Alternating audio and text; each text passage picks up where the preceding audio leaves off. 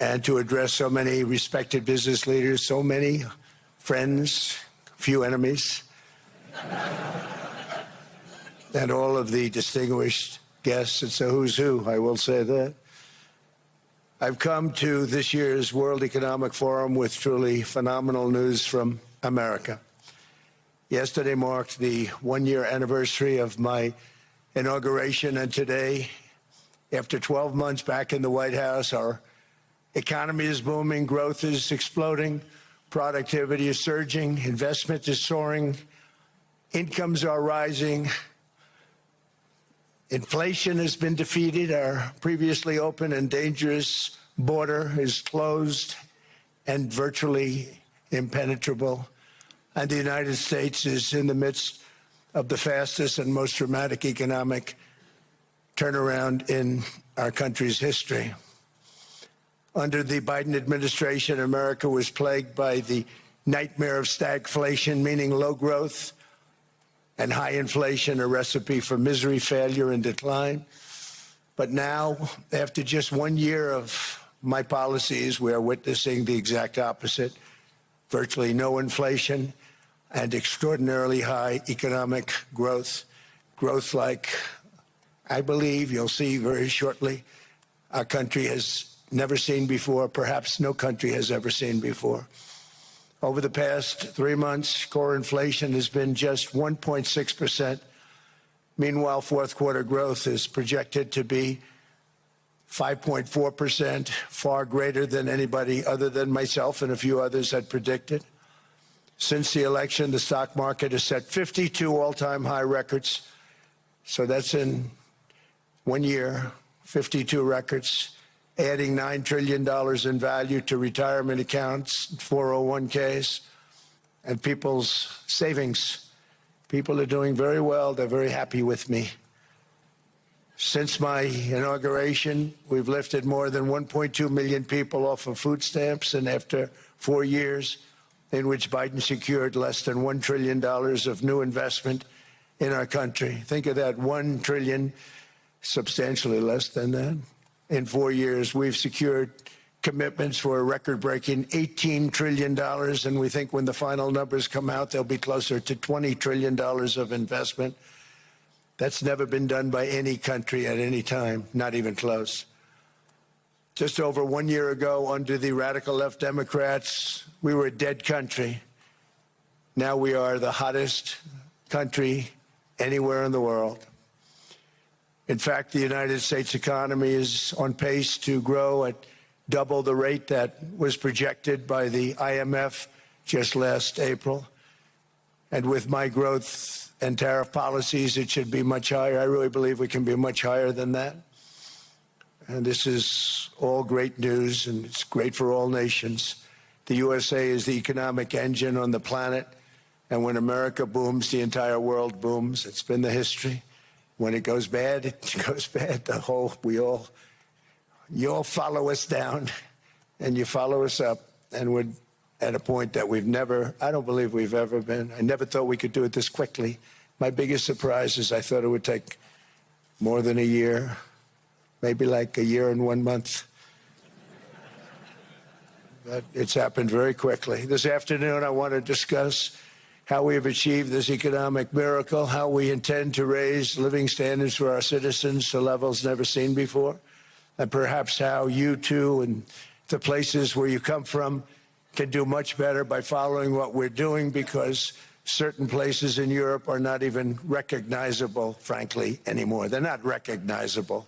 And we can argue about it, but there's no argument.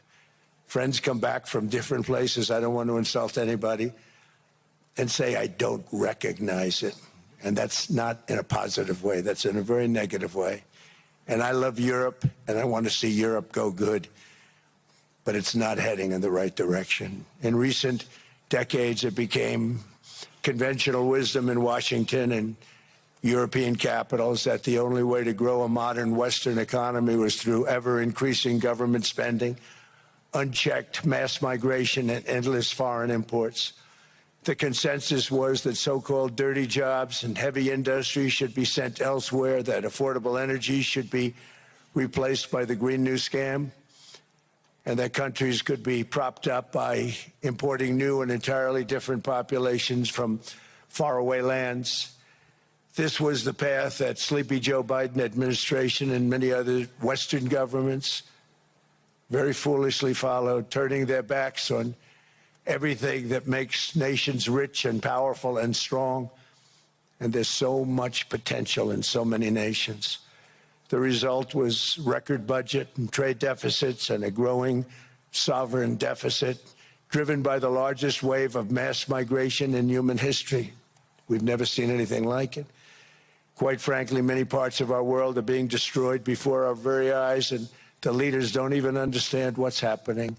And the ones that do understand aren't doing anything about it. Virtually all of the so-called experts predicted my plans to end this failed model would trigger a global recession and runaway inflation. But we have proven them wrong. It's actually just the opposite.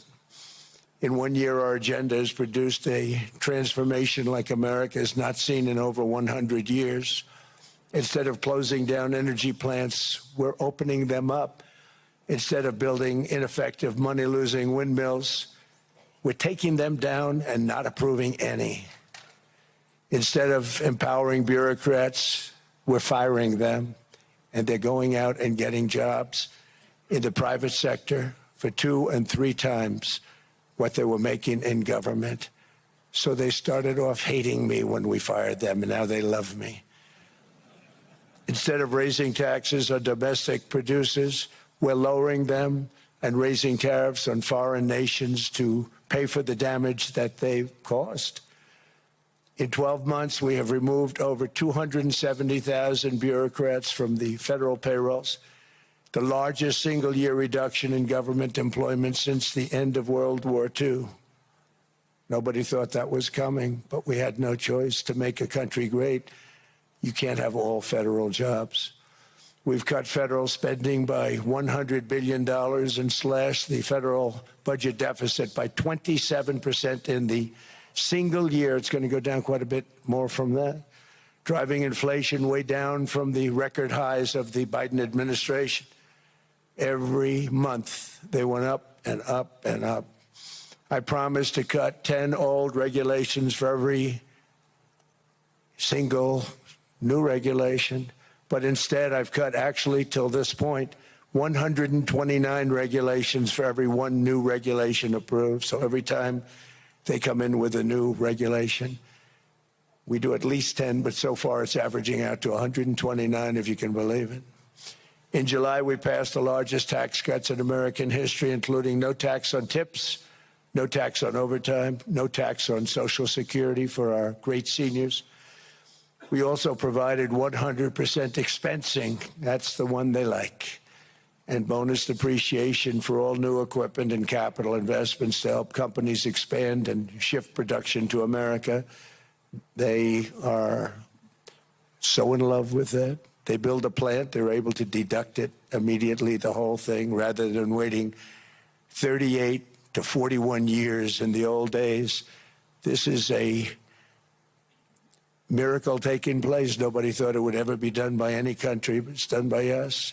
It was what made my first term the most successful 4-year term that we've ever had from a financial standpoint. And now we've upped it. This is a 10-year program, not a 1-year program. But you're allowed to deduct everything in 1 year. It used to be 38 to 41 years. With tariffs, we've radically reduced our ballooning trade deficit, which was the largest in world history. We were losing more than $1 trillion every single year, and it was just wasted. It was going to waste. But in 1 year, I slashed our monthly trade deficit by a staggering 77%, and all of this with no inflation, something everyone said could not be done. There were a couple of brilliant people that actually thought I was doing the right thing. I thought I was doing the right thing. Now they all think I'm doing the right thing because they can't believe the numbers. American exports are now up by more than $150 billion. Domestic steel production is up by 300,000 tons a month, and it's doubling over the next 4 months. It's doubling and tripling, and we have steel plants being built all over the country. Nobody thought they'd see that. Factory construction is up by 41%, and that number is really going to skyrocket right now because that's during a process that they're putting in to get their approvals, and we've given very, very quick, fast approvals. In the process, we've made historic trade deals with partners covering 40% of all U.S. trade. Some of the greatest companies and countries in the world. We have countries as our partner, too. The European nations, Japan, South Korea. They're our partners. They've gone into massive deals with us, especially on oil and gas.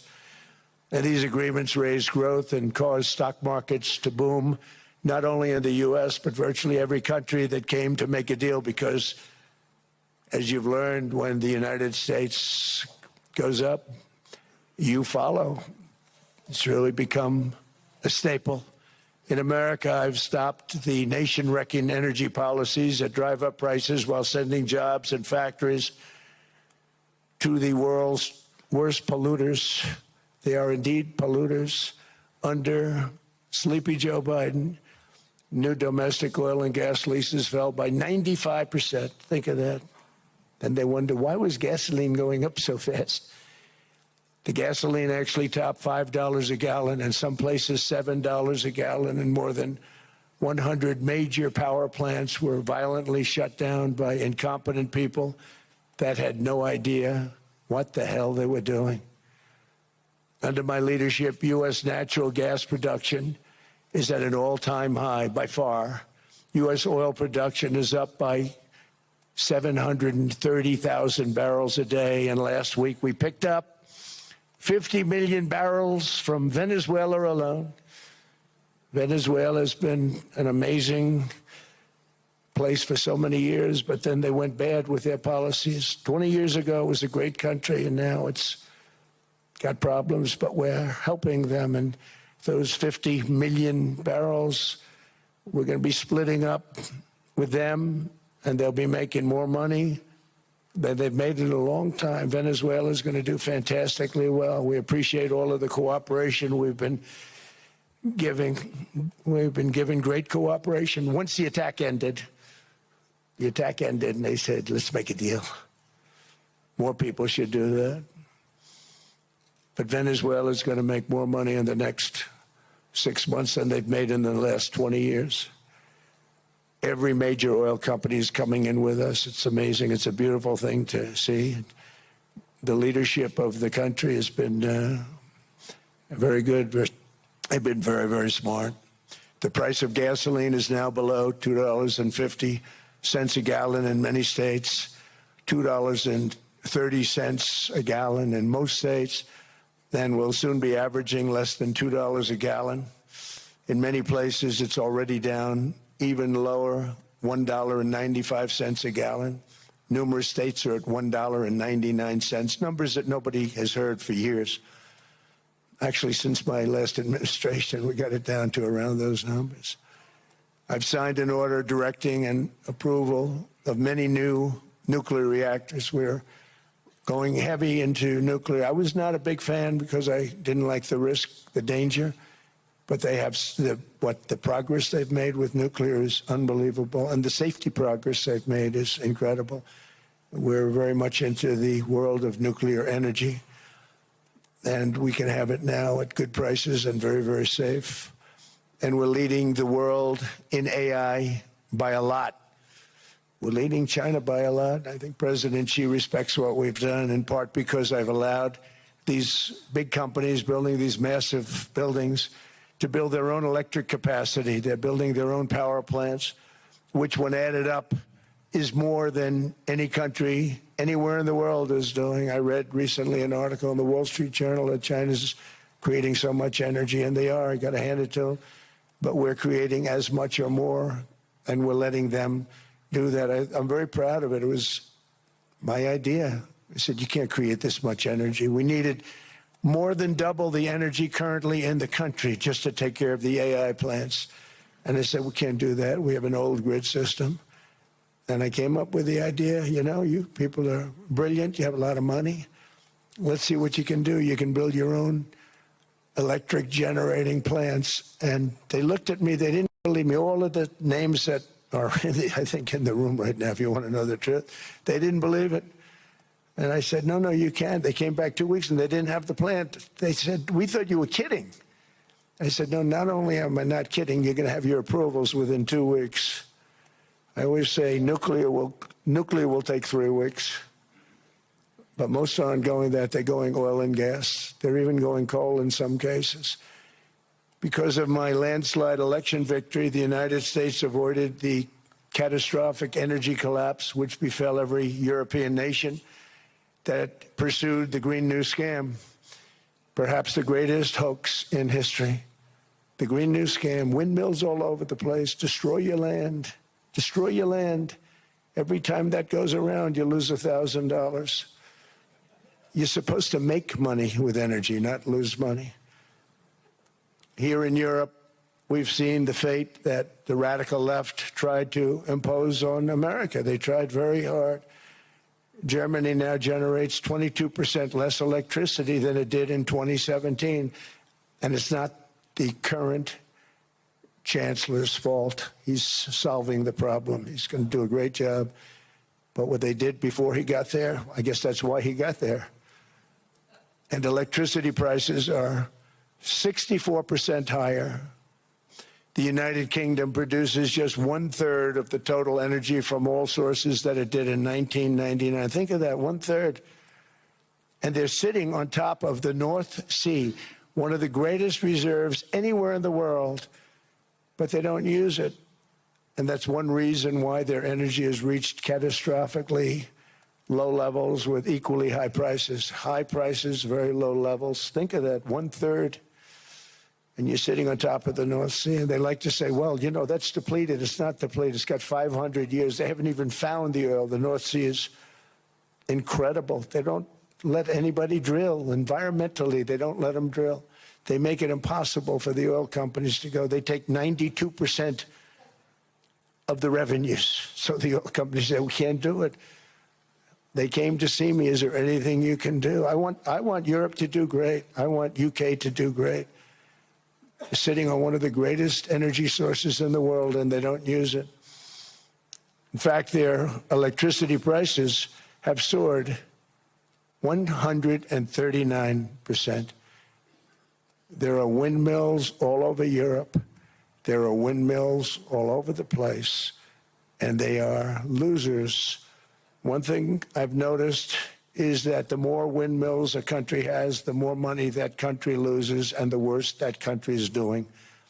China makes almost all of the windmills, and yet I haven't been able to find any wind farms in China. Did you ever think of that? It's a good way of looking at it. They're smart. China's very smart. They make them, they sell them for a fortune.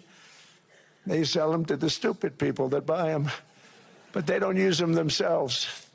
They put up a couple of big wind farms, but they don't use them. They just put them up to show people what they could look like. They don't spin. They don't do anything.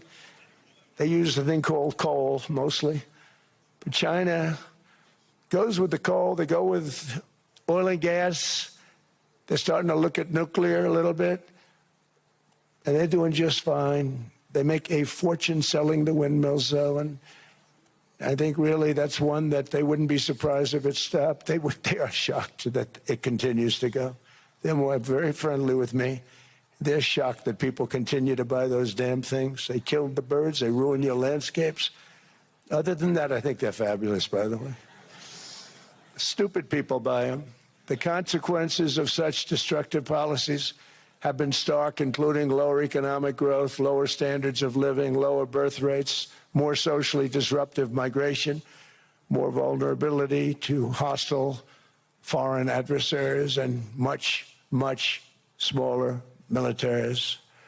The United States cares greatly about the people of Europe. We really do. I mean, look, I am derived from Europe. Scotland and Germany, 100% Scotland, my mother, 100% German, my father. And we believe deeply in the bonds we share with Europe as a civilization. I want to see it do great. That's why issues like energy, trade, immigration, and economic growth must be central concerns to anyone who wants to see a strong and united West. because Europe and those countries have to do their thing. They have to get out of the culture that they've created over the last 10 years. It's horrible what they're doing to themselves. They're destroying themselves. It's beautiful, beautiful places. We want strong allies, not seriously weakened ones. We want Europe to be strong. Ultimately, these are matters of national security, and perhaps no current issue makes the situation more clear than what's currently going on with Greenland. Would you like me to say a few words of Greenland? I was going to leave it out of the speech, but I think I would have been reviewed very negatively. I have tremendous respect for both the people of Greenland and the people of Denmark, tremendous respect. But every NATO ally has an obligation to be able to defend their own territory. And the fact is, no nation or group of nations is in any position to be able to secure Greenland other than the United States. We're a great power, much greater than people even understand. I think they found that out 2 weeks ago in Venezuela. We saw this in World War II, when Denmark fell to Germany after just 6 hours of fighting and was totally unable to defend either itself or Greenland. So the United States was then compelled, we did it, we felt an obligation to do it, to send our own forces to hold the Greenland territory, and hold it we did at great cost and expense. They didn't have a chance of getting on it, and they tried. Denmark knows that. We literally set up bases on Greenland for Denmark. We fought for Denmark. We weren't fighting for anyone else. We were fighting to save it for Denmark. Big, beautiful piece of ice. It's hard to call it land. It's a big piece of ice. But we saved Greenland and successfully prevented our enemies from gaining a foothold in our hemisphere. So we did it for ourselves also. And then after the war, which we won it big. Without us, right now you'd all be speaking German and a little Japanese, perhaps. After the war, we gave Greenland back to Denmark. How stupid were we to do that? But we did it. But we gave it back. But how ungrateful are they now? So now our country and the world face much greater risks than it did ever before because of missiles, because of nuclear, because of weapons of warfare that I can't even talk about. 2 weeks ago, they saw weapons that nobody ever heard of. They weren't able to fire one shot at us. They said, what happened? Everything was discombobulated. They said, we've got them in our sights. Press the trigger, and nothing happened. No anti-aircraft missiles went up. There was one that went up about 30 feet and crashed down right next to the people that sent it. They said, what the hell is going on? Those defensive systems were made by Russia and by China. So they're going to go back to the drawing boards, I guess. Greenland is a vast, almost entirely uninhabited and undeveloped territory. It's sitting undefended in a key strategic location between the United States, Russia, and China. That's exactly where it is, right smack in the middle. Wasn't important nearly when we gave it back. You know, when we gave it back, it wasn't the same as it is now. It's not important for any other reason, you know. Everyone talks about the minerals. There's so many places. There's no rare earth. No such thing as rare earth. There's rare processing. But there's so much rare earth. And to get to this rare earth, you got to go through hundreds of feet of ice. That's not the reason we need it. We need it for strategic national security and international security. This enormous unsecured island is actually part of North America, on the northern frontier of the Western Hemisphere. That's our territory. It is therefore a core national security interest of the United States of America. And in fact, it's been our policy for hundreds of years to prevent outside threats from entering our hemisphere, and we've done it very successfully. We've never been stronger than we are now. That's why American presidents have sought to purchase Greenland for nearly 2 centuries. You know, for 2 centuries they've been trying to do it. They should have kept it after World War II, but they had a different president. That's all right. People think differently. Much more necessary now than it was at that time, however.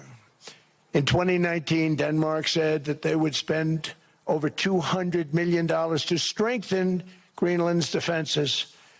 But as you know, they spent less than 1% of that amount. 1%. There's no sign of Denmark there. And I say that with great respect for Denmark, whose people I love, whose leaders are very good.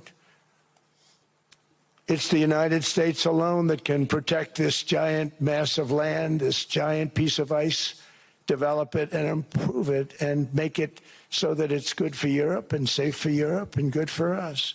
And that's the reason I'm seeking immediate negotiations to once again discuss the acquisition of Greenland by the United States, just as we have acquired many other territories throughout our history, as many of the European nations have. They've acquired. There's nothing wrong with it.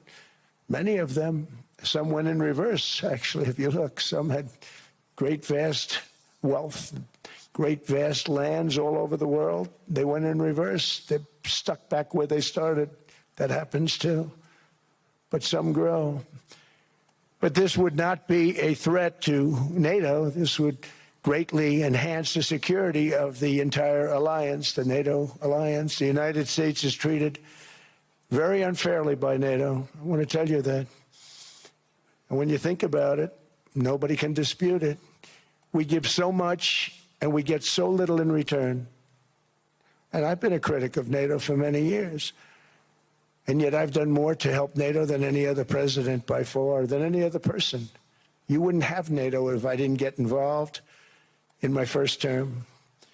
The war with Ukraine is an example.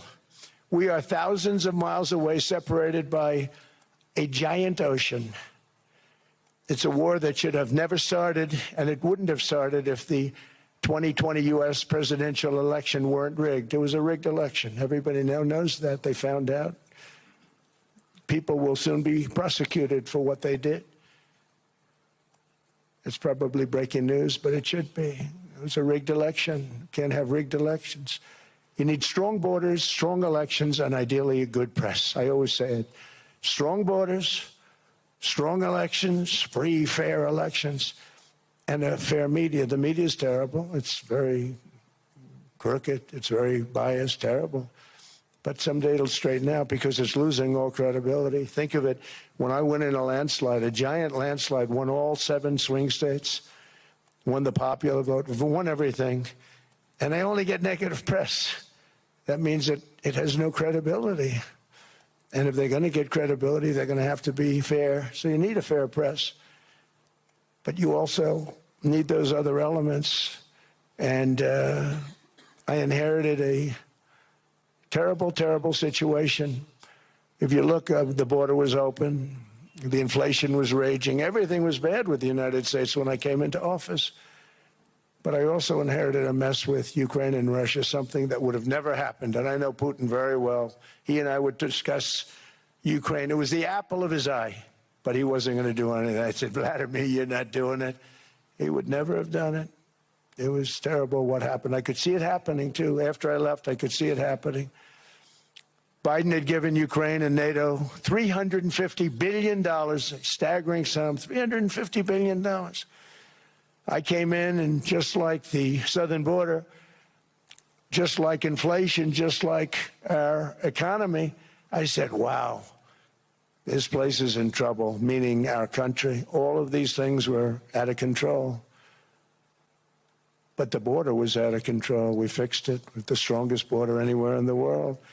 And I've now been working on this war for 1 year, during which time I settled 8 other wars. India, Pakistan. I settled other wars that were Vladimir Putin called me, Armenia, Azerbaijan. He said, I can't believe you settled that one. They were going on for 35 years. I settled it in 1 day. And President Putin called me. He said, you know, I can't believe I've worked on that war for 10 years trying to settle it. I couldn't do it. I said, do me a favor, focus on settling your war. Don't worry about that one. What does the United States get out of all of this work, all of this money, other than death, destruction, and massive amounts of cash going to people who don't appreciate what we do? They don't appreciate what we do. I'm talking about NATO, I'm talking about Europe. They have to work on Ukraine. We don't. The United States is very far away. We have a big, beautiful ocean separating us. We have nothing to do with it. Until I came along, NATO was only supposed to pay 2% of GDP, but they weren't paying. Most of the countries weren't paying anything. The United States was paying for virtually 100% of NATO. And I got that stopped. I said, that's not fair. But then, more importantly, I got NATO to pay 5%, and now they were paying, and now they are paying. So something nobody said was possible. They said, we will never go up higher than 2%. But they went to 5%, and now they're paying the 5. They didn't pay the 2, and now they're paying the 5. And they're stronger for it, and they have an excellent, by the way, Secretary General, who's possibly in the room. Mark, are you here? Yes, he's here. Hello, Mark.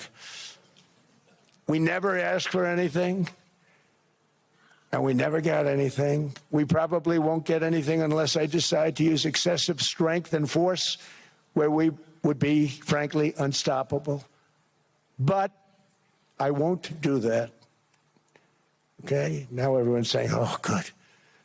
That's probably the biggest statement I made, because people thought I would use force. I don't have to use force. I don't want to use force. I won't use force.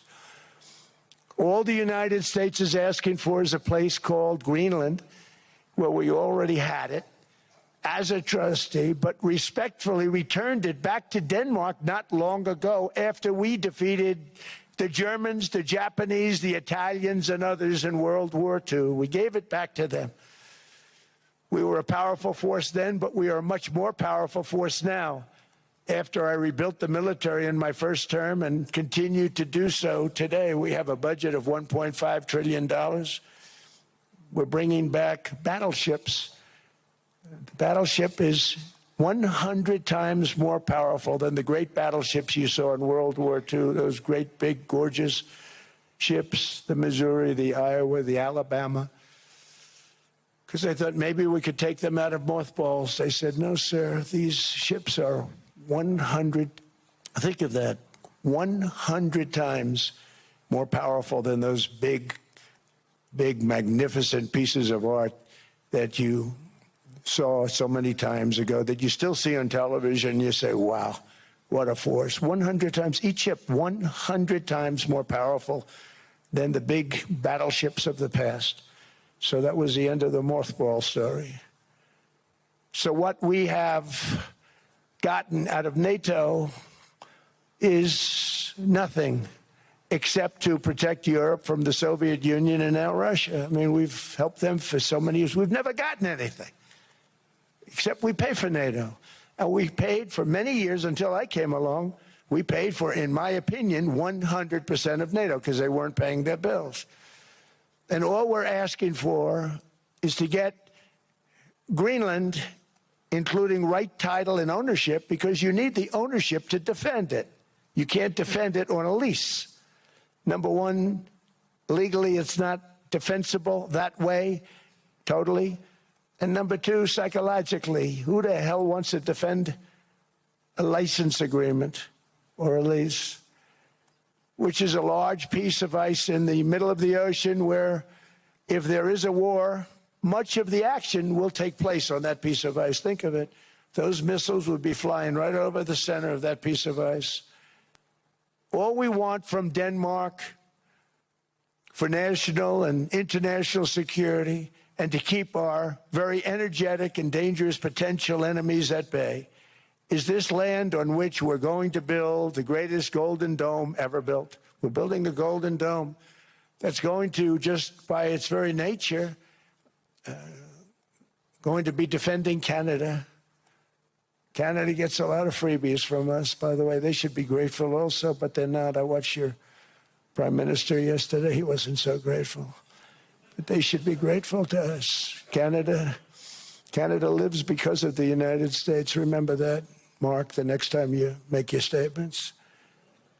What we did for Israel was amazing, but that's nothing compared to what we have planned for the United States, Canada, and the rest of the world. We are going to build a dome like no other. We did it. We did it for Israel. And by the way, I told Bibi, stop taking credit for the dome. That's our technology. That's our stuff. But they had a lot of courage, and they were good fighters, and they did a good job, and we wiped out the Iran nuclear threat like nobody can believe. Nobody's ever seen anything like it. That, Venezuela, taking down Soleimani, wiping out al-Baghdadi when he tried to reinstitute ISIS. We did a lot. I did a lot of big things, all perfectly executed. Everyone was perfectly executed. Somebody told me that, a military expert told me, sir, everything you've done has been perfectly executed. I said, I know. So other presidents have spent, whether foolishly or not, trillions and trillions of dollars on NATO and gotten absolutely nothing in return. We've never asked for anything. It's always a one-way street. Now they want us to help them with Ukraine. And we say, we're going to. I'm really helping, not even them. I want to see, last week, if you saw, it was 10,000 soldiers, but last month it was 31,000 soldiers died. 31,000. That's this room times, the number of people in this room times 30. Think of it. 30,000 soldiers died in 1 month. The month before it was 27,000. The month before that it was 28,000. The month before that it was 25,000. It's a bloodbath over there. And that's what I want to stop. It doesn't help the United States, but these are souls. These are young people, look like you, look like some of you right in the front row. They go to war. Their parents are so proud. Oh, there he goes, comes back. 2 weeks later, they get a call, your son's head's been blown off. I want to stop it. It's a horrible war. It's the worst since World War II. They keep going. They'll exceed World War II. The numbers are staggering, how many people they've lost. They don't want to talk about it. Ukraine and Russia lost just tremendous amounts. And I'm dealing with President Putin, and he wants to make a deal, I believe. I'm dealing with President Zelensky, and I think he wants to make a deal. I'm meeting him today. He might be in the audience right now. But they got to get that war stopped because too many people are dying, needlessly dying. Too many souls are being lost. It's the only reason I'm interested in doing it. But in doing it, I'm helping Europe, I'm helping NATO, and I've until the last few days when I told them about Iceland, they loved me. They called me daddy, right, last time. A very smart man said, he's our daddy. He's running it. I was like running it. I went from running it to being a terrible human being. But now what I'm asking for is a piece of ice, cold and poorly located, that can play a vital role in world peace and world protection.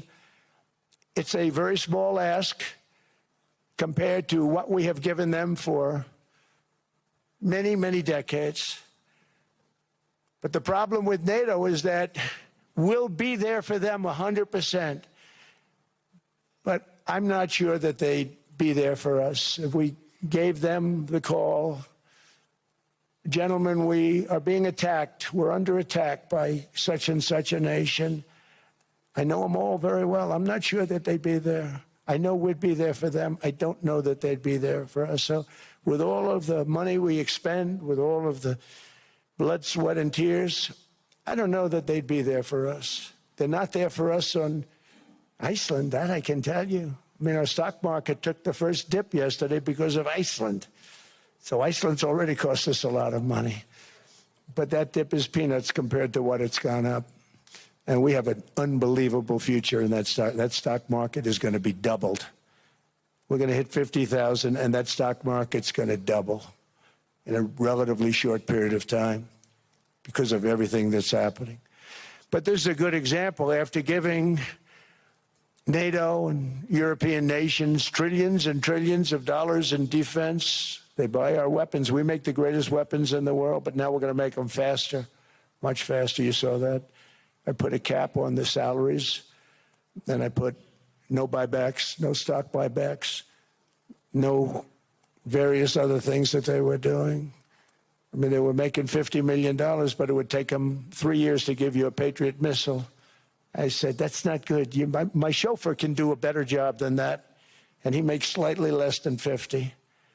They make big salaries. If they're going to make those big salaries, they're going to have to produce a lot faster. The good news is we have the greatest equipment in the world. Now we're going to start making it a lot faster. They're going to build additional plants.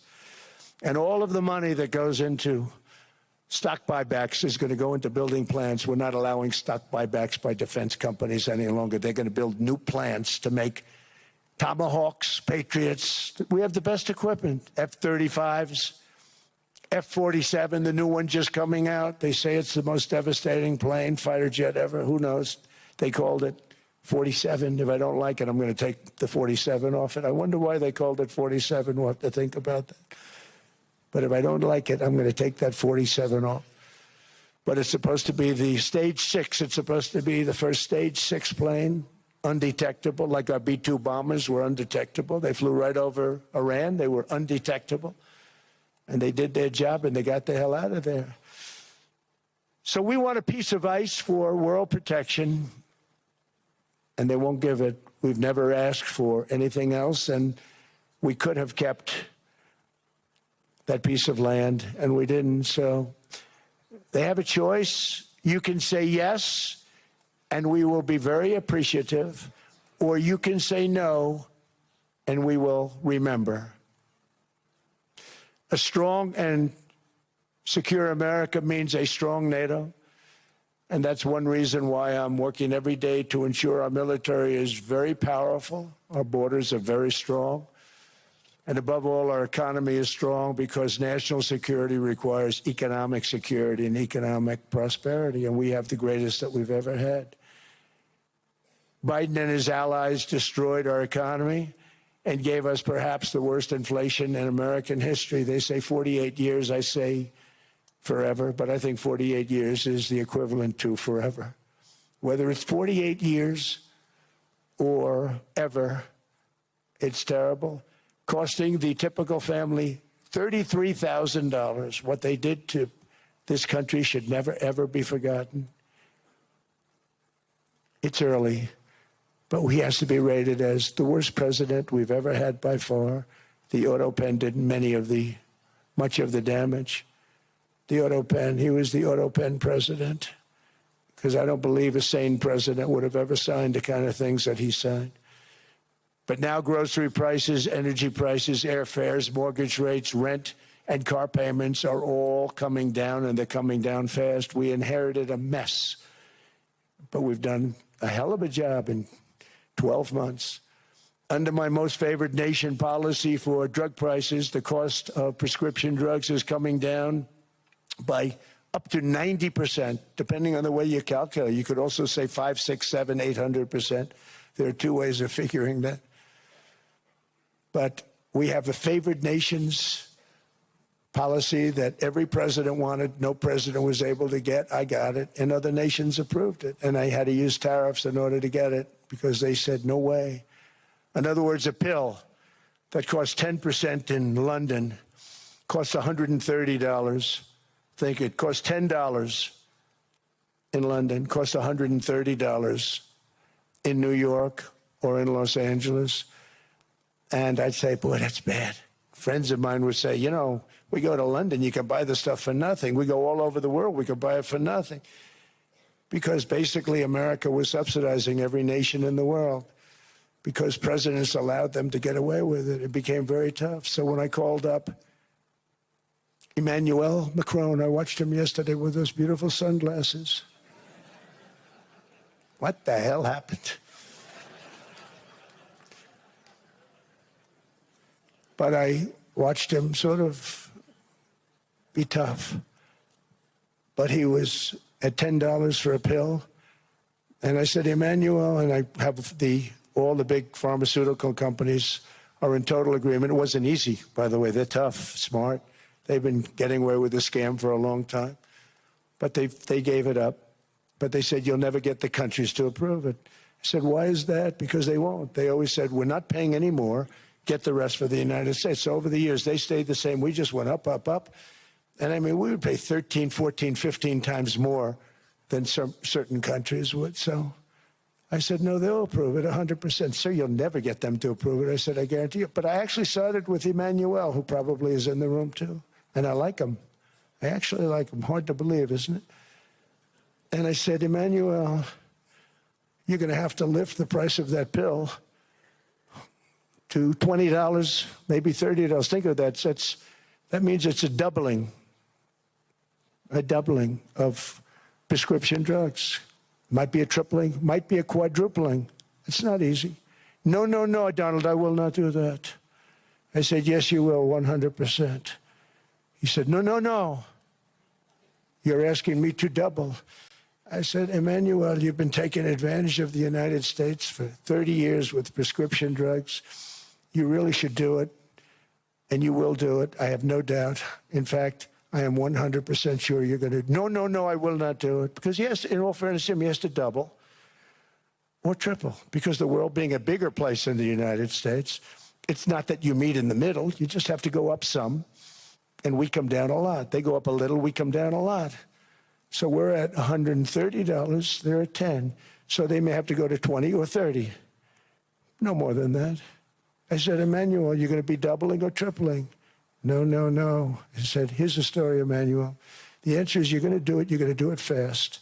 And if you don't, I'm putting a 25% tariff on everything that you sell into the United States and a 100% tariff on your wines and champagnes. And that's about 10 times more than what I'm requesting. And you're going to do it. I don't want to go public with it, but you may make me do that. No, no, Donald, I will do it. I will do it. It took me, on average, 3 minutes a country, saying the same thing. You will do it. They all said, no, no, no, I will not do it. You're asking me to double the cost of prescription. I said, that's right, because you've been screwing us for 30 years. And they said, we will not do it. I said, that's all right. On Monday morning, we're putting a 25, 30, 50. I gave different numbers for different countries. This is also national security we're talking about. Not fair. We're not going to subsidize the whole world. And every one of those countries have agreed to do it. So one of the biggest things that I've done is the fact that we have now most favored nation. We will pay whatever the lowest price is in the entire world. So our drug prices are going to be coming down by staggering 90%. Again, you could say 1,000%, 2,000%. Depends on the way you want to figure it, but we'll go with the way the fake news likes it better because it sounds, can you imagine a 90% reduction sounds much worse. But drug prices are going to be coming down tremendously in all the nations, and I appreciate them doing it, but they did it. In all fairness, without tariffs, I wouldn't have been able to get it done. After declining $3,000 under Biden, real incomes are up in the United States by $2,000, $3,000, and even $5,000 and more. Home ownership has always been a symbol of health and vigor of American society, but that goal fell out of reach for millions and millions of people in the Biden era because interest rates went up so high. Today, I'm taking action to bring back this bedrock of the American dream. In recent years, Wall Street giants and institutional investment firms, many of you are here, many of you are good friends of mine, many of you are supporters. Sorry to do this to you, I'm so sorry. But you've driven up housing prices by purchasing hundreds of thousands of single-family homes, and it's been a great investment for them. Often as much as 10% of houses on the market. You know, the crazy thing is a person can't get depreciation on a house, but when a corporation buys it, they get depreciation. Okay, that's something we're going to have to think about, too. I don't know if too many people think about that. You buy a corporation, they buy 500 houses. They buy hundreds of thousands. They buy 500 houses. They can take depreciation. A person sweats and works and buys one house, they can't. But homes are built for people, not for corporations, and America will not become a nation of renters. We're not going to do that. That's why I have signed an executive order banning large institutional investors from buying single-family homes. It's just not fair to the public. They're not able to buy a house. And I'm calling on Congress to pass that ban into permanent law, and I think they will. One of the biggest barriers to saving for a down payment has been surging credit card debt. The profit margin for credit card companies now exceeds 50%, one of the biggest. And they charge Americans interest rates of 28%, 30%, 31%, 32%. Whatever happened to usury?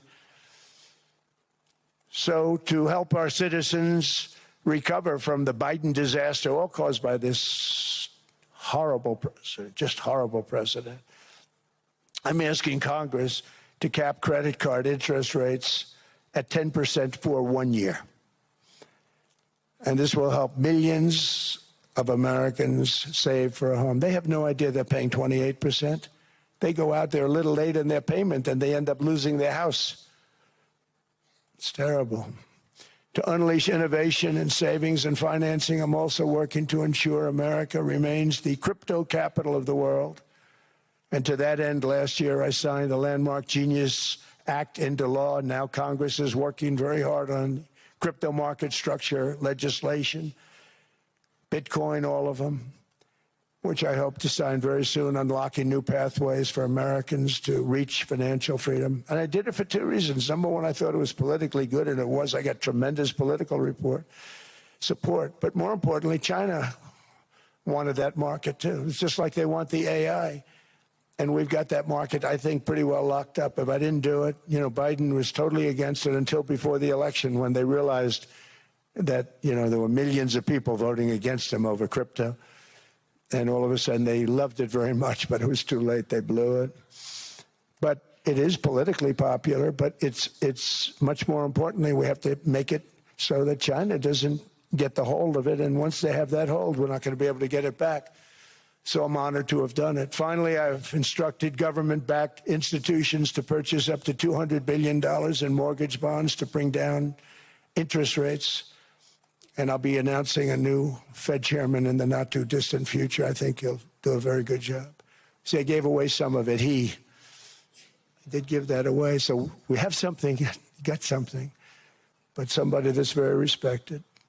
They're all respected. They're all great. Everyone that I interviewed is great. Everyone could do, I think, a fantastic job. Problem is they change once they get the job. They do.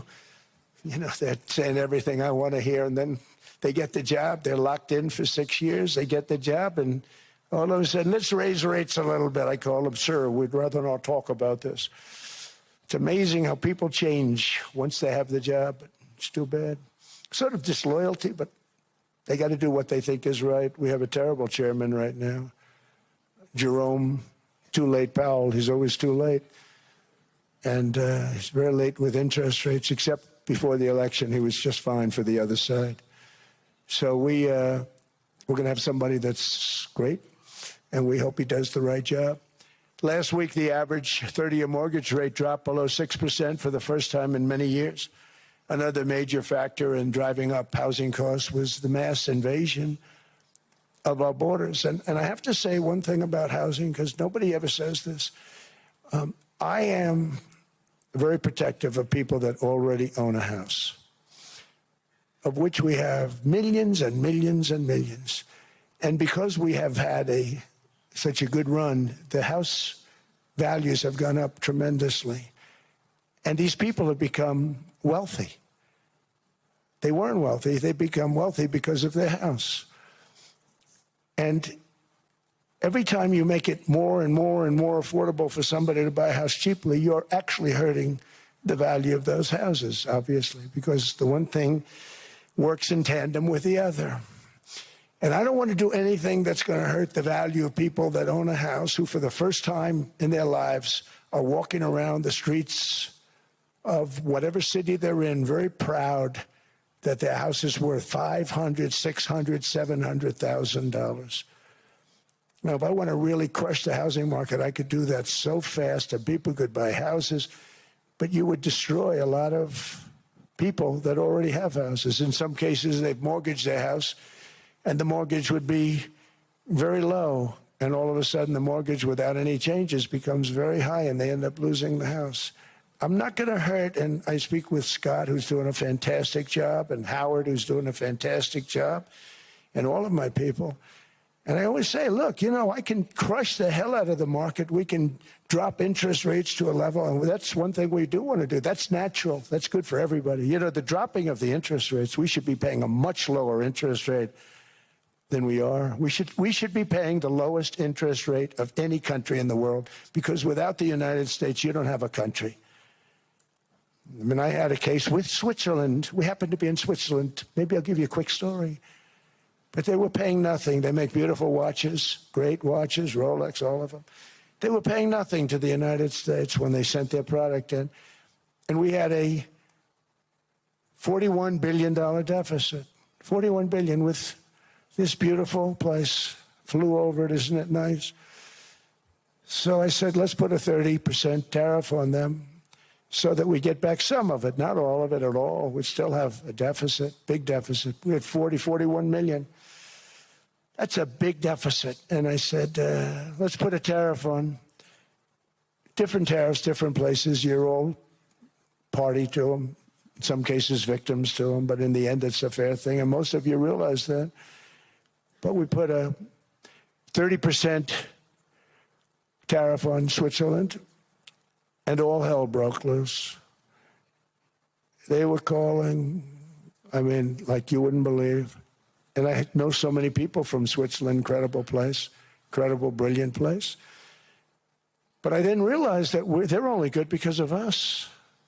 And there's so many other examples. I mean, us and probably other places, but a majority of the money they make is because of us, because we never charged them anything. So they come in, they sell their watches. No tariffs, no nothing. They walk away. They make $41 billion on just us. So I said, no, we can't do that. So I'm going to bring it up. I still would have a deficit pretty substantial, but I brought it up to 30%. And I guess Prime Minister, I don't think President, I think Prime Minister called a woman, and she was very repetitive. She said, no, no, no, you cannot do that, 30%. You cannot do that. We are a small, small country.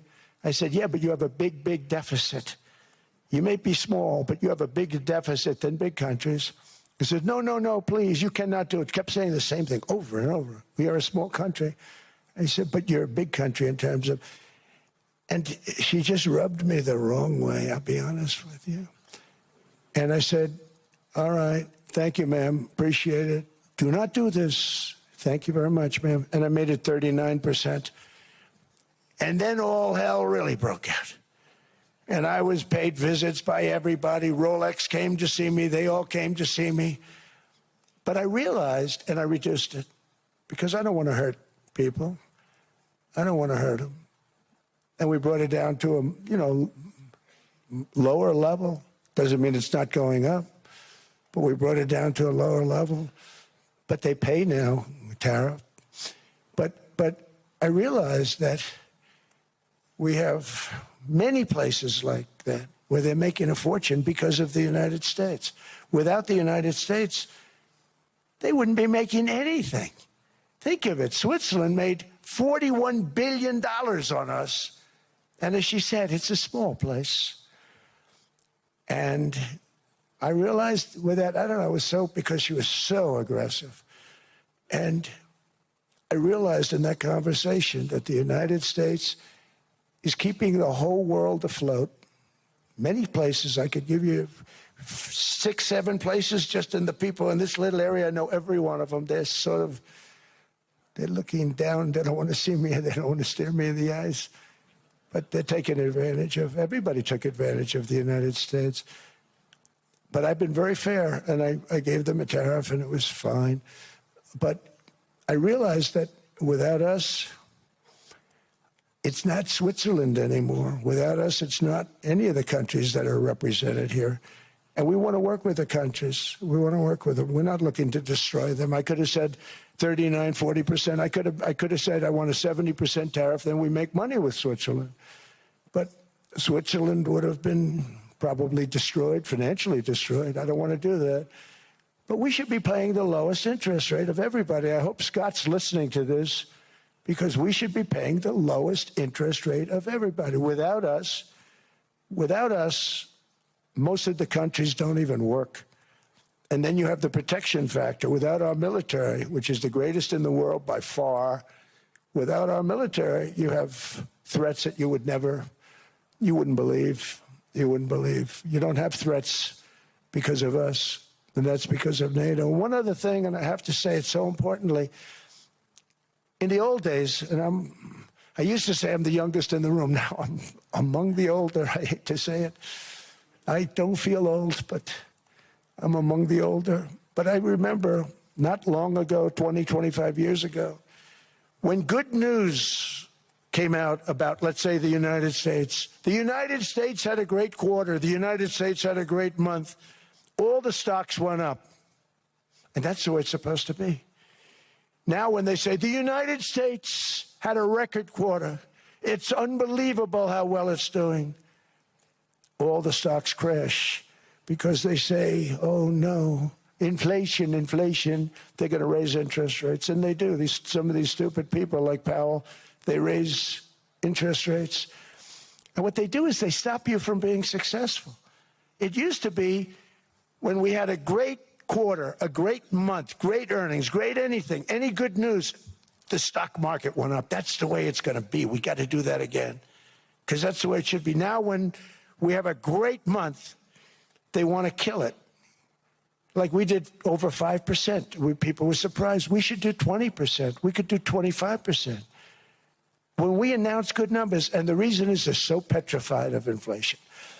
And growth doesn't mean inflation. We've had tremendous growth with very low inflation. In fact, growth can fight inflation, proper growth. So we want to get back to the days when we announce great numbers, because we're going to be announcing phenomenal. You know, all these factories that are being built at record, thousands of businesses are being built right now. Remember, $18 trillion is invested. I think the second number is 3. And that was China many years ago. Investments in the country from outside. 18 trillion, nobody's ever seen. And that's money coming in and building things, factories. Thousands of businesses are being built, thousands.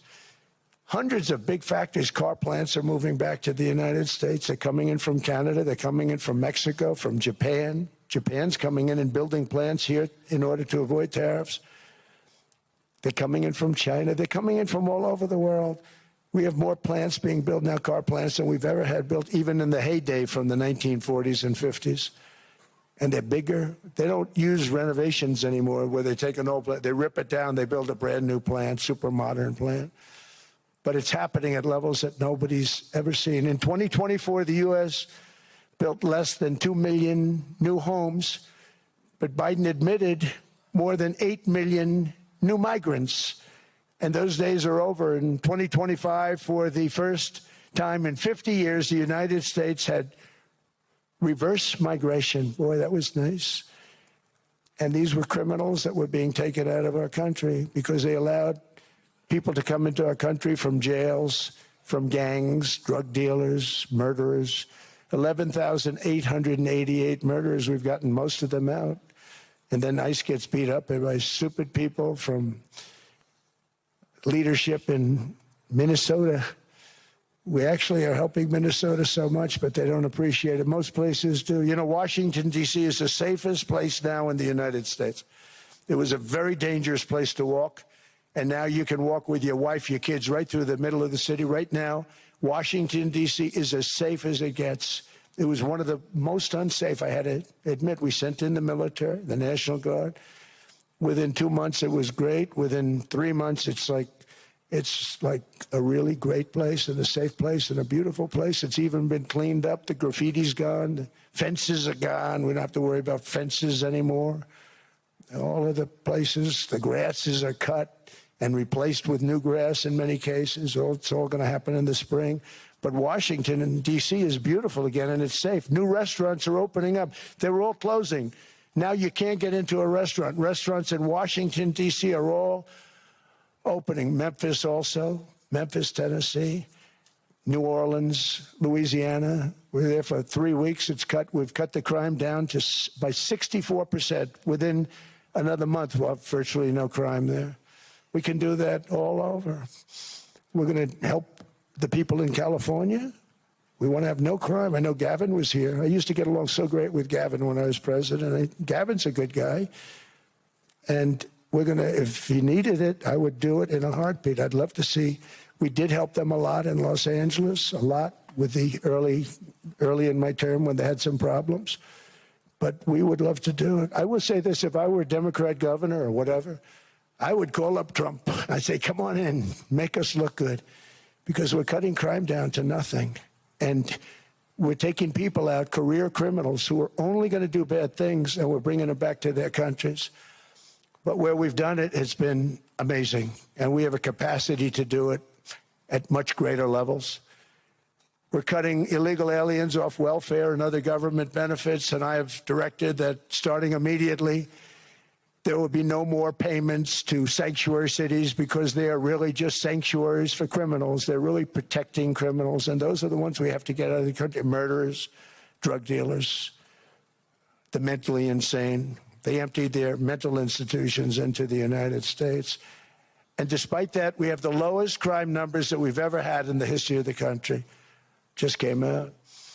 But equally importantly, we're cracking down on more than $19 billion in fraud that was stolen by Somalian bandits. Can you believe that Somalia? They turned out to be higher IQ than we thought.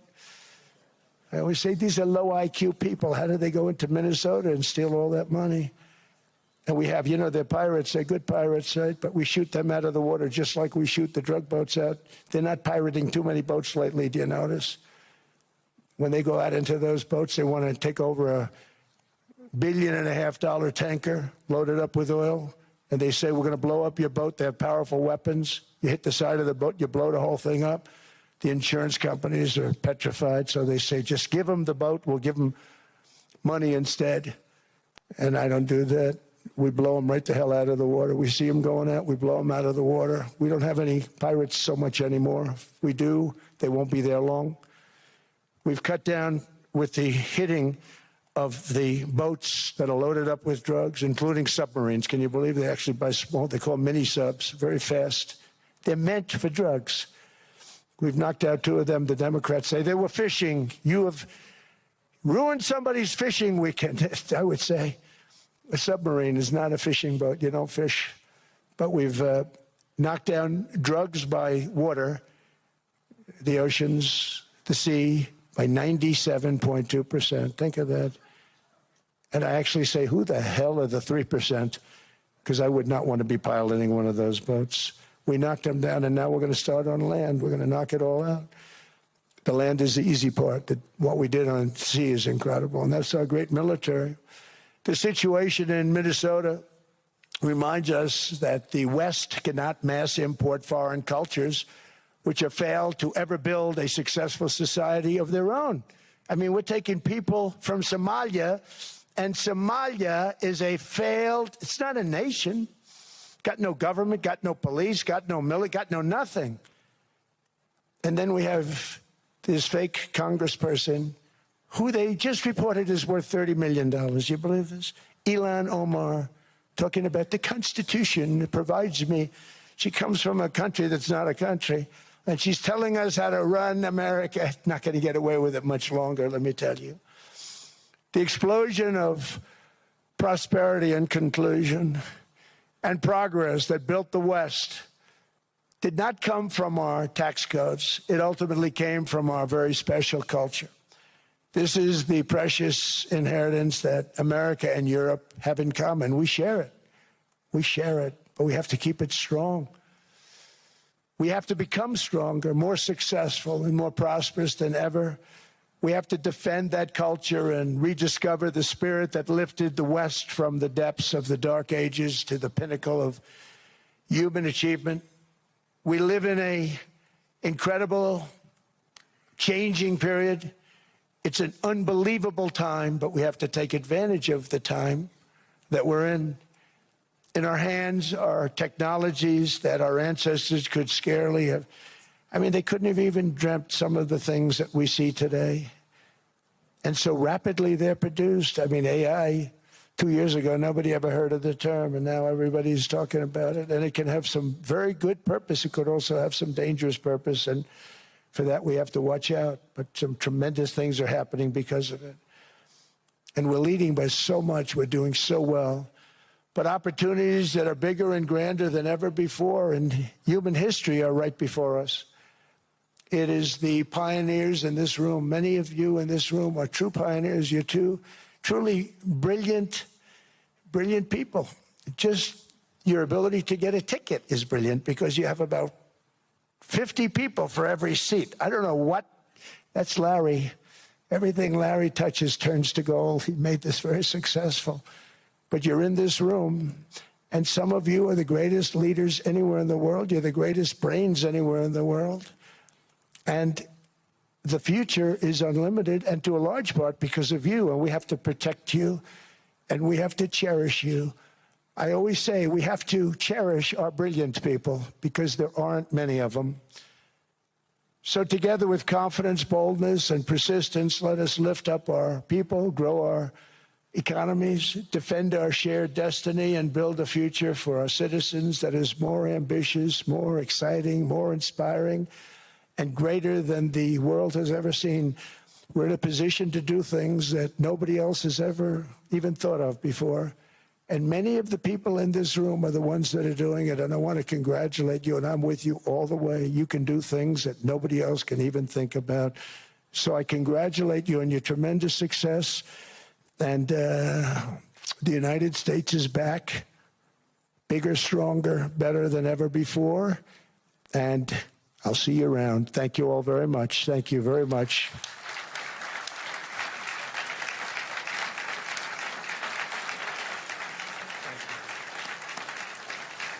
Thank you. The president of the World Economic Forum in Davos with a lengthy speech there where there have been tensions between so many of the people in that room and the president. Absolutely. Certainly a headline here. You see it on the bottom of your screen. President Trump saying he will not use force to acquire Greenland. That is not something we had heard from him prior. Actually, let's see if we can listen in here with the president continuing to speak on the stage at the World Economic Forum. Thank you, Mr. President, for your speech. I do have a few follow-up questions, if it's okay. Sure. I don't think I should start with Greenland, maybe. I'll start with the economy. The U.S. economy is doing really well. But how to sustain this growth moving forward? Because there's always a recession looming around the corner. Well, you know, the one thing about economies and recessions is sometimes you get hit unexpectedly and there's nothing you can do about it. All brilliant people, but there's nothing. One example was COVID. We had an economy going at levels like nobody had ever seen my first 2.5, 3 years. And then I heard the word pandemic, not COVID. They came up with that name over a period of time. We won't get into that. But I heard the word pandemic. And I had a poll come out that was so strong just prior to that. And I was with the two best pollsters, McLaughlin, Fabrizio. And they said, sir, George Washington and Abraham Lincoln, if they came back and ran as president and vice president, they couldn't beat you. And then what happened is the following day, I was told to stay tuned because there's something really bad happening in China. There are bodies laying all over Wuhan, right around that certain building that we talk about. I always said it came from Wuhan. It did come from Wuhan. And they were body bags. We saw it by satellite. And they said, there are strange things happening in China. And so it began. And we ended up with the COVID, and the whole world suffered. We did a phenomenal job. I don't think we got the credit we deserved. We did something that Operation Warp Speed, which some people say was one of the greatest military feats ever. We did a great job. Used our military, used a lot of people. But sometimes you get hit with things, nothing you can do. You get hit with things like that unexpectedly. And we got through it. And when I left, the stock market was higher than it was previous to the COVID coming up. And that was, I called it a great achievement. But things happen. Bad things happen. The things that we can stop are wars if we're smart. That we can stop. Those are a matter of being intelligent and having intelligent people on the other side, because wars are the worst of all. Wars are worse than anything. But we can stop wars because that's sort of up to us. But things like dust flying in the air, wherever COVID comes from or whatever comes, sometimes you have to be a little bit lucky. But we are poised to have an economy like no other, not only in this country, but anywhere. And you know, when you hear the kind of numbers that I can tell you that Scott Bessent was with me the other day, and he's looking at numbers. He said, I can't. And that's all he's done his whole life, pretty much your whole life. Scott, you weren't going to be a football player, I don't think. Scott was not that great at football, but he was always good at numbers, right? And he was looking at numbers. He said, I've never seen anything like this. We're poised to do things that no other country's ever done. And, you know, luck, I hate to say it, but we need a little luck. We don't want to get hit by something that nobody could have thought. Whoever thought we were going to hit by a pandemic? You know, when I heard the word pandemic, I said, oh, that's an ancient problem. World War I, they lost 100 million people. It actually ended World War I. A lot of people don't know.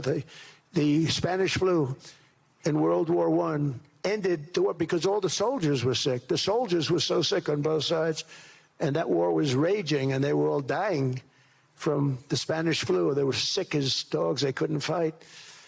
So, you know, you don't know how that would have turned out. But so we do, I mean, subject to that, and I always have to put a caveat in for it, but we're poised to have the greatest growth of any large country, I think any country that there's been. When you look at what's happening in the United States, it's really amazing. Thank you. One thing that maybe keeps you up at night, I know you don't sleep that much anyway, Mr. President, is the debt. The U.S. debt is high, is now the biggest expenditure on your budget. How to get out of that impasse? Well, the big thing is growth. I mean, growth is the way. If we grow like this, we go from having a $37 trillion. We go from having high debt to low debt. But we also are cutting expenses, you know, the old-fashioned way. We have extraordinary growth. I think we're going to be growing our way out. I think we're going to be paying off debt. We're taking in tremendous money from tariffs fairly. And again, I'm using them judiciously. You know, Switzerland's a case study. I could have gotten much more. I could have asked for much more. But we're using them judiciously. But I think growth, most importantly, and then cutting costs. Now, if you take a look at Minnesota, $19 billion in fraud and other things. People going to airports, they came into the country, they don't have 10 cents, and they're leaving with hundreds of thousands of cash in their bags. When we get to that, and our DOJ, Pam, and Todd, and all the people that work over there, and all of the people that work in here, I can tell you, Scott Bessent is working on that. It's a priority, right? You have your whole team. We're in there looking for where this money is coming from, how much it is. It could be more than $19 billion. Can you believe that? That's just one state. If we were able to cut out 50% of the fraud, 50%, and we should be able to do better than that, we would have a balanced budget without having to talk about even growth. So we have a lot of options, but we're working very hard on that. That's a big deal. It's not just the protests, the fake protests done by agitators and, you know, professional insurrectionists. That's what they are. They're professional troublemakers. But we are looking very strong at the money too in Minnesota and other places. I think, Mr. President, also the $500 billion invested in artificial intelligence and the frontier technologies last year also were driving growth exponentially in the U.S. Well, AI has been a big factor. AI is massive. I mean, Mark Zuckerberg showed me a plant where he put it over a map of Manhattan, and it was basically the size of Manhattan. This is not, I said, you got to be kidding. It's a plant that was miles long, miles wide, very high. I don't think it was high like the Empire State Building, but it was high. And it literally covered most of the island of Manhattan. That's called a big plant. And, you know, when I heard they're going to spend $50 billion building it, I said, what, you know, If you spend 50 million, you can build a nice little shopping center. If you spend 500 million, you can build a good shopping center. But how do you spend 50 billion? When I looked at this thing, I said, you think you'll be able to do it for that? It's amazing when, you know, some of the plants that I see, and I see them all. And again, so big as we're letting them build their own electric generation. This way we have no problem. And otherwise they'd be complaining. There'd be nobody able to, you know, we have an old grid system. And not only that, they're going to sell at a very cheap price the excess electricity that they create back into our grid. So that'll solve some problems for certain states that don't have enough electricity. We also know that on the AI, there is fierce competition between the U.S. as the largest economy in the world, 27% of the global GDP and 5% of the global population, not doing that badly, and China. And we know that that competition is very tough on AI. I know you're heading to a state visit to China in April. How do you see the U.S.-China relationship moving forward? Are you able to combine this tough competition with also collaboration? So I've always had a very good relationship with President Xi and with President Putin. Talk about, you know, the larger powers. But I've always had a very good relationship with President Xi of China. He's an incredible man. What he's done is amazing. He's highly respected by everybody. And I do now. I mean, now I have good. It was very severely interrupted by COVID. I used to call it the China virus, but he said, do you think you could use a different name? And I decided to do that because why should we have a problem over that? But I would do that, and they were. You're a true diplomat, huh? I became a diplomat for the first time. Well, you know who taught me that? Marco Rubio. Marco Rubio. He said, let me teach you about diplomacy. Hey, any guy that gets approved by 100% of the votes, think of it, he got liberal Democrats and radical right Republicans to approve him. He's the only one. The next one was like lost 45 votes, right? But he got all 100 votes voting for him. And at first I wasn't happy about it. I said, wait a minute, I don't like that. And now it turns out that the Democrats probably wish they didn't do that. And Marco has been fantastic. Marco, stand up, please. You have done a great job as Secretary of State. He's going to go down as the best Secretary of State. And Scott, and we have Susie, who's the first female Chief of Staff, and she's the best Chief of Staff, too. And I see Howard Lutnick, who I know spoke. And Howard's fantastic. Some of the deals we're doing are great. And I want to pay particular attention because we have Chris. And Chris, you got up and spoke, I think. He's the #1 oil man in the world because I was going to put Doug Burgum, who's fantastic. I don't know if Doug's here. Is Doug here? Doug Burgum is fantastic. He said, sir, there's one man better than me. And he introduced me to Chris. And he turns out to be. So we're drilling more oil and gas now than we ever have by almost double. Is that right, Chris? And on top of it, we got a lot coming out of Venezuela. So anyway, so we're doing great. The country is just doing great. We have great people. Thank you. And I see other people. We have Steve Witkoff. We have Jared. I got so many people. I'm in trouble because when I go back, they're going to be people with long faces. Sir, you didn't introduce me. I got so many people.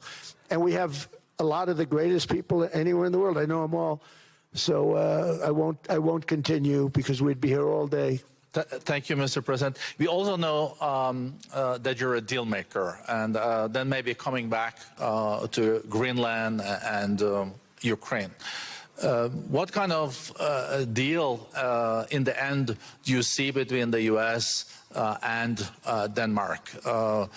Because, you know, I guess you see it now as a negotiation going on, or? Well, it's costing Denmark hundreds of millions a year to run it. And Denmark's a small country and wonderful people. But, you know, it's very expensive. It's a very big piece of ice. And it's very important. I mean, I don't want to repeat the speech, but it's very important that we use that for national and international security. That can create a power that will make it impossible for the bad guys to do anything against the perceived good ones. And it's a great block for Europe, just like, Denmark was supposed to spend hundreds of millions of dollars. They didn't spend the money. They didn't spend anything almost. And we'll see what happens. I just say this. NATO has treated the United States of America very unfairly. We never asked for anything. We never got anything. We actually took care of the needs of NATO for years and years, which I felt was always unfair. So I got NATO to pay because they're rich countries. But I think it's time that NATO step up. We're helping them with Ukraine. Without us, I think Putin would have gone all the way. I think we have it. I think that could have been a World War III, if you want to know the truth. If Kamala was elected, or Joe, any one of those, those thinkers, I think you could have ended up in World War III. And I will say Steve Witkoff has been dealing incredibly with, but we're not going to have World War III. We want to get it stopped, but we're not going to have World War III. I think if I wasn't elected, I think that could have evolved into World War III. It was a very, very bad situation, and it still is, but it's not that kind of bad. It's bad because so many young people are being killed. How close do you think there is on an agreement on Ukraine? I had the pleasure of speaking with Steve Witkoff and Jared Kushner yesterday. I know they're working hard on it. I know that they're also traveling now. Do you see this very close or still? Well, I hate to say it. I thought that was going to be, so I settled 8 wars plus. And I thought that was going to be one of my easier ones. Not the easiest. Some I settled in a matter of hours because I'm good at that stuff. The United Nations should be doing this. I shouldn't be doing it, but it doesn't matter. It's got to get done, saving a lot of lives. We're saving millions of lives. With Ukraine, Russia, there's tremendous hatred between President Zelensky and President Putin. That's not good. That's not good for settlements. We know from dealing. There's abnormal hatred. With that being said, I think Russia wants to make a deal. I think Ukraine wants to make a deal. And we're going to try getting a deal done. We're getting, I think, Steve, I think I can say that we're reasonably close. But what happens is oftentimes we'll have a deal with Russia. Russia's set, and President Zelensky will not do it. You saw that when he was in the Oval Office. I was not happy. And then we'll have President Zelensky wants to make a deal, and Putin doesn't want to make the deal. It's a very difficult balance, and it's big time, and it is. To use a word, it's a bloodbath. It's horrible what's happening. It's a drone war. The drones are killing, thousands of people a week, thousands. We have to get it stopped. So I believe they're at a point now. I'm going to meet with President Zelensky later today. I believe they're at a point now where they can come together and get a deal done. And if they don't, they're stupid. That goes for both of them. And I know they're not stupid. But if they don't get this done, they are stupid. So I don't want to insult anyone, but you got to get this deal done. Too many people are dying. It's not worth it. President Sisi is sitting on the first row here. He spoke earlier today and also complimented you on the Gaza deal. I think there will be a signing tomorrow. Of course, there are different views on this, but how important do you think this signing is on the board of peace? And do you think this is going to sustain? Do you think we now will see Gaza reconstructed and the billions of US dollars invested? I do. I mean, I think we have peace in the Middle East. There are some little situations like Hamas, and Hamas has agreed to give up their weapons. Now, they were born with a weapon in their hand, so it's not easy to do. When they were born with a rifle in their hand. It's not an easy thing for them, but that's what they agreed to. They've got to do it. And we're going to know, Jared, over the next 2 or 3 days, certainly over the next 3 weeks, whether or not they're going to do it. If they don't do it, they'll be blown away very quickly. They'll be blown away. We have 59 countries that are part of that whole peace deal. And some of those countries aren't even they're near the Middle East, but they're not in the Middle East traditionally. And they want to come in and take out Hamas.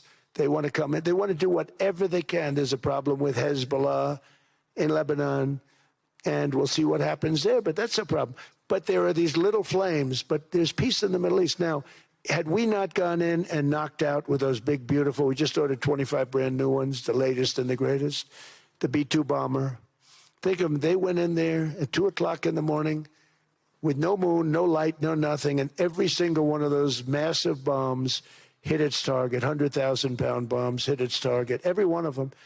And then on top of it, from a submarine 300 miles away, we hit the sites with tomahawks, which is an unbelievable weapon. So, you know, we did our job. If we didn't do that, you would have never had peace in the Middle East. And the countries like Saudi Arabia, UAE, and Qatar could never have, and others could never have signed anything because you would have had this dark cloud, and the dark cloud was Iran with nuclear. Iran would, if we didn't take them out, they would have had a nuclear weapon within 2 months. They were very close to having the nuclear weapon, and we hit them hard. And it was a total obliteration. If they may try again, but they're going to have to try from a different area because that area was obliterated. Incredible thing we did. And because we did that, we were able to make peace. If we didn't do that, I would say, Jared and Steve, if we didn't do that, there was no chance of making peace because the countries I just named and other countries could have never signed off. They were afraid. They were afraid. We had a bully. The bully was Iran, the bully of the Middle East. They used to call it for years. They were the bully of the Middle East. They're not the bully of the Middle East anymore. Mr. President, I know you even had to change a plane last night, so I guess you didn't have much sleep, but I think you're... but your energy is still there. I know you have several bilateral meetings. I know you're also hosting a reception. So thank you so much for coming back to Davos. Thank you so much. It's highly appreciated. Well, thank you very much. Thank you, everybody, very much. Thank you. Thank you. We thank you for watching, and remember, stay updated on breaking news and top stories on the NBC News app or watch live on our YouTube channel.